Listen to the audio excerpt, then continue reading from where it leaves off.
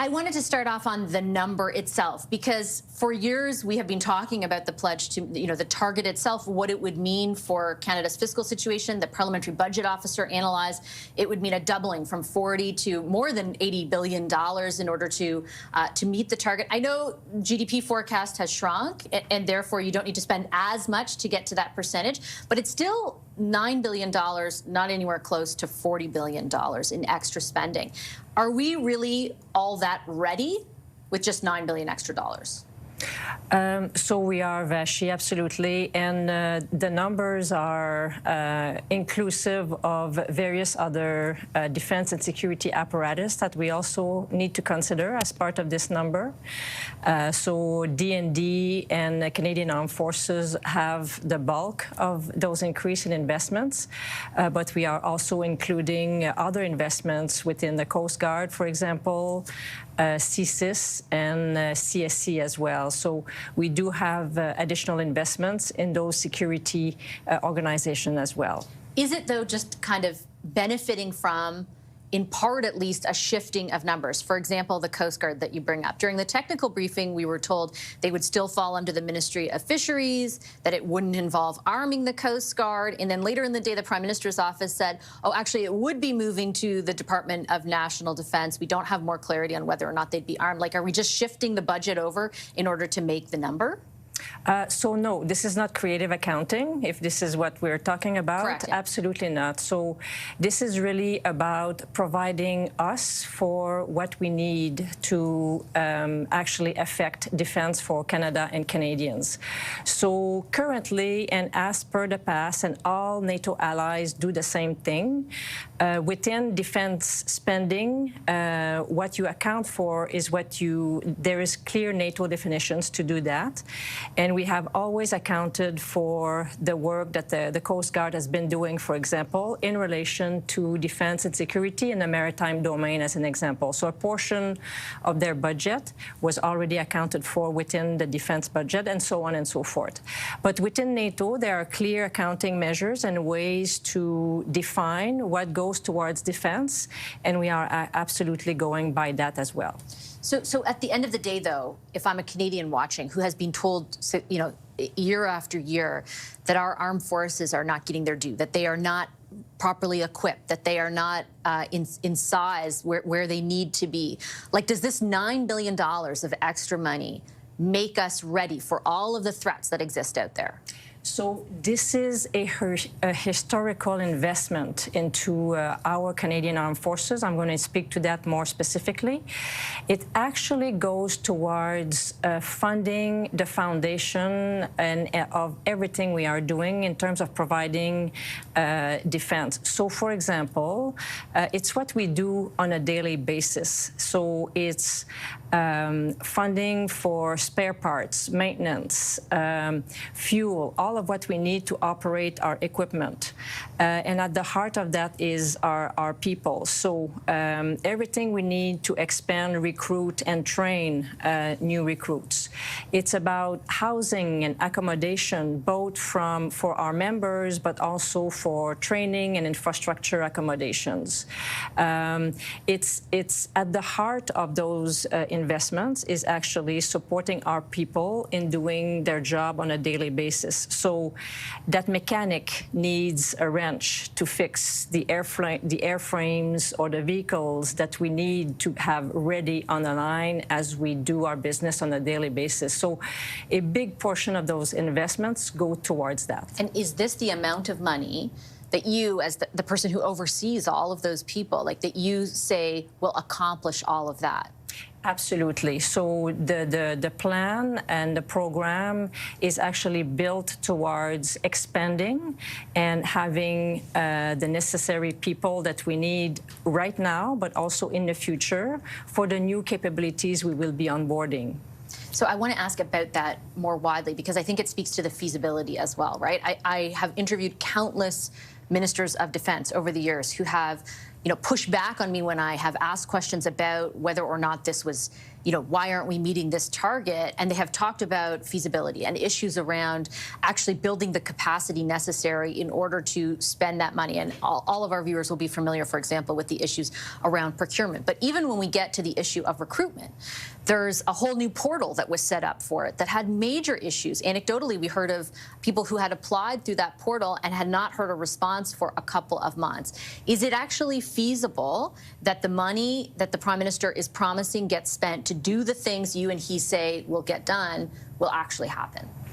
So in recruiting, for example, we have made significant changes to a broad range of our processes, but also methodologies, and as well as digital platforms to support what we are doing. So as we onboard new platforms, we are working through initial challenges, but the more time goes, the more we actually improve on that, and so do we on the process aspect. So this year, for example, we have, for the first time in 10 years, surpassed our target by 200. And for the first time, again, in 10 years, we have finished overall for the Canadian Armed Forces by 2,000. So this is a huge success into our recruiting and retention efforts as well, because both go together. And then this year, we will be increasing our recruiting targets, and we will keep improving the new methods and the new initiatives that we have implemented. Do you need to, I take your point on accelerating, but do you need to even revisit that level of acceleration, given the goals and the targets as outlined by yourself and the Prime Minister today? Yes, you've beat your target, but those targets are incremental in nature, and you're still, I think, 13,000 people short of where you need to be, correct?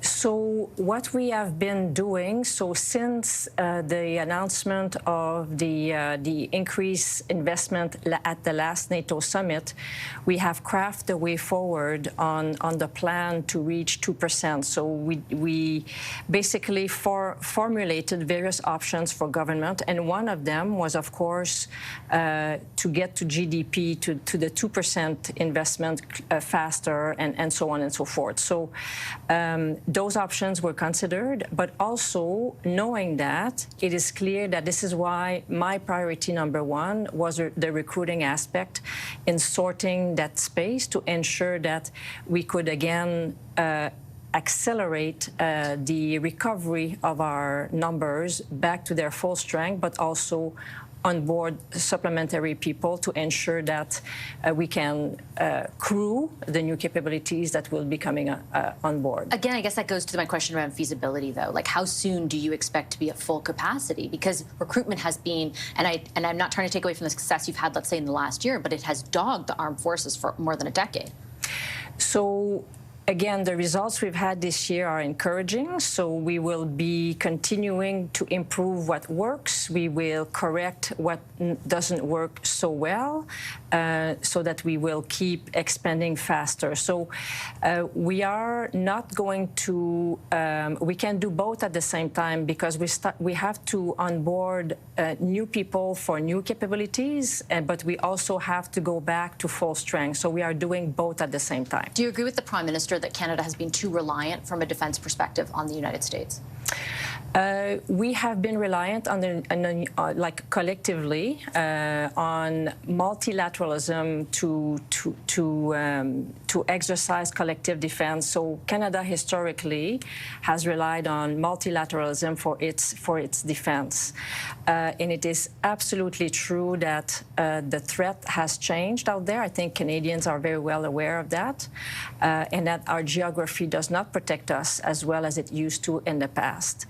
So whether it's multilateral organizations such as NATO or with the United States as part of NORAD, it is clear that in this changing world, and again, we need to take part of this and then make it our own to make sure that we can actually defend Canadians and Canada. The Prime Minister, with respect, was very specific about being too reliant on the United States. The pressure has come very specifically also from this U.S. president for us to spend more on defense. Do you think that this accelerated timeline would have been released now without that pressure? I can't really stipulate as what would have been. You've been involved in talks, though. I know you said on this program months ago that you were lobbying for a faster effort to get to this target. We need to go faster based on what we observe on the threat as well in the global environment. And of course, with the new U.S. administration, there is a shift in policies as well. So we have to respond to that and adapt to the new reality that we are facing. I wanted to conclude and ask about that overall threat environment from your perspective, because you have access to a lot of things that that we do not, a lot of information that we do not. Today, the head of NATO, Mark Rutte, said Russia could be ready to use military force against NATO within 5 years. Do you agree with that assessment? This is the general assessment that we make, and then this is done looking at how fast Russia could reconstitute its forces based on its defense industrial base and on the various technologies that they have developed up to now. So this is definitely the estimate that we are using to get ourselves ready, which is why there is a sense of urgency behind what we are currently doing in increasing investments in defense. And will we have to increase them even further? Mr. Rutte today said that the goal for NATO allies will likely be 3.5%. So for us, and personally for me, what's important is that I build a plan to go after the capabilities that we need. So this is how I'm approaching it.